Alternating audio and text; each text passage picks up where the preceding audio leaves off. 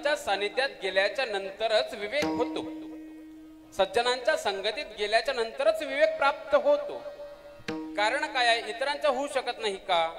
बघा, इतरांच्याही सानिध्यात गेल्याच्या तर विवेक प्राप्त होऊ शकतो, पण विवेकाच्या दृष्टीने जर पाहिलं तर. पण आमची दृष्टी ही विवेकाची दृष्टी नाही आहे. आम्ही माया विकारामध्ये गुंतलेलो असल्यामुळे त्या विवेकाकडे आम्ही जात नाही. मायेमध्ये गुंतलोय, खाली बुडामध्ये गेलोय, त्या मायेतून विकारातून वर निघून आम्हाला विवेक करून त्या भगवंताची प्राप्ती करायची आहे. आणि त्यासाठी आम्हाला संतांच्या सानिध्यात जायचं आहे. का? संतांच्या सानिध्यात का विवेक आहे?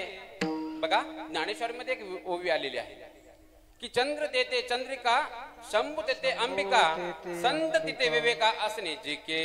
बघा, ज्या ठिकाणी चंद्र ते चंद्रिका आहे, शंभू तिथे आहे ते अंबिका आहे, आणि संत ज्या ठिकाणी आहे त्या ठिकाणी काय आहे? संत तिथे विवेका. संतांच्या ठिकाणी विवेक आहे. आणि म्हणून संतांच्या माध्यमातनं त्या भगवंत प्राप्ती करायची असेल तर या देहाच्या माध्यमातनं, देह जाणारच आहे, देह राहणारच नाही. बघा, आपण पाहणार आहोत की देहाच्या माध्यमातून भगवंत प्राप्ती करायची आहे. पण ज्या देहाच्या माध्यमातून जेवढा आम्ही ठमकलो या देहावर, त्या देहाला विकाराला या बाजूला करून भगवंत प्राप्ती, संतांच्या सानिध्यात राहून ते भगवंत कसं आहे, कोणत्या स्वरूपाचा आहे हे आम्हाला पाहायचं आहे. शिवहार.